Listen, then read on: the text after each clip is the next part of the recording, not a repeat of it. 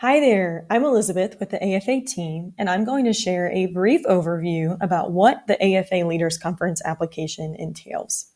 To get started on the application, go to our website at agfuture.org/conference. You will see two Apply Now buttons. If you're tracks 1 through 3, meaning you're a first, second, or third year student, or even a senior who's never attended Leaders Conference before, go ahead and click tracks 1 through 3, the Apply Now button right underneath that. If you're a senior who's been to track 3 in the past, you're going to apply for track 4. So go ahead and click that Apply Now button. You'll need to log in or create an account on our website. So if you need assistance with that, feel free to reach out to the email address found on the screen and go ahead and get started once you log in or create your account. The application has 7 different sections on it, one of it being optional. We estimate that it's going to take you 30 to 45 minutes to complete if you were to do this in one sitting. I will recommend that after each section of the application, you do save everything that you've worked on so that in case of a technology or an internet issue, you don't lose the information that you work on and you've progressed on in filling out the application. The first section is applicant information. You want to learn more about your contact information, an address or your home address that we can reach you at, and your background as well. And then we go into education information. This is really important to update with every AFA experience that you apply for. Your graduation date may change either earlier or later than you originally intended. You have to always update your transcript. And if you're a transfer student, you need to update your information.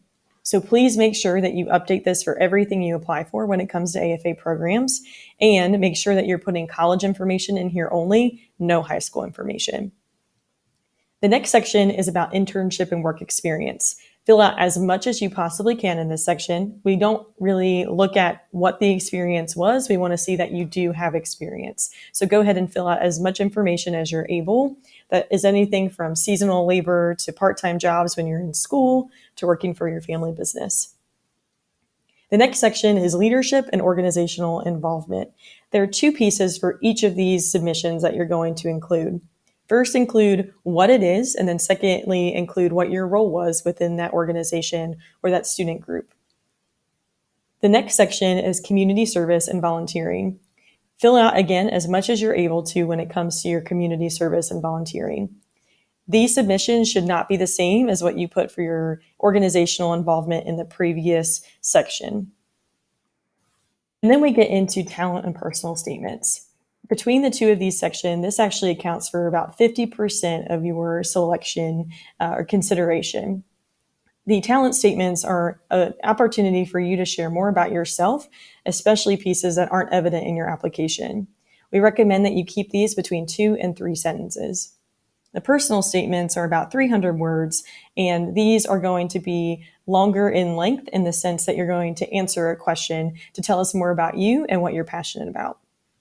Our tips for you is to certainly take note of the recommended length.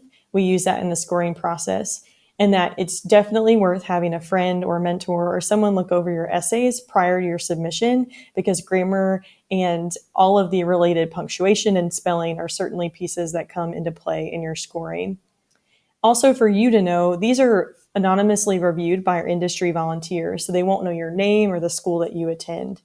One last tip I would share with you is to save these in a Word document or a Pages document that helps you save everything in case you have technical difficulties.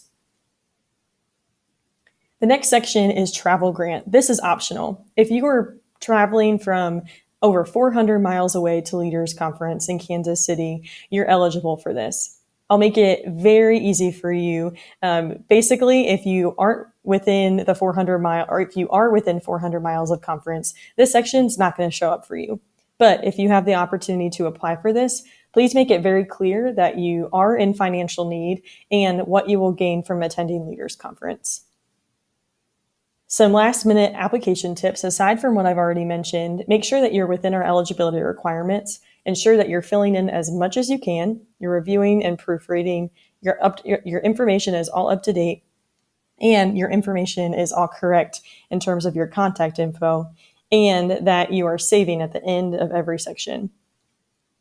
Let's take one last second to look at application scoring and how we select delegates. You always need to fall within our program requirements. You'll see on the screen some requirements that we ask of everyone in order to be eligible for Leaders Conference. You can find these on our website, on Leaders Conference pages, and other program pages as well.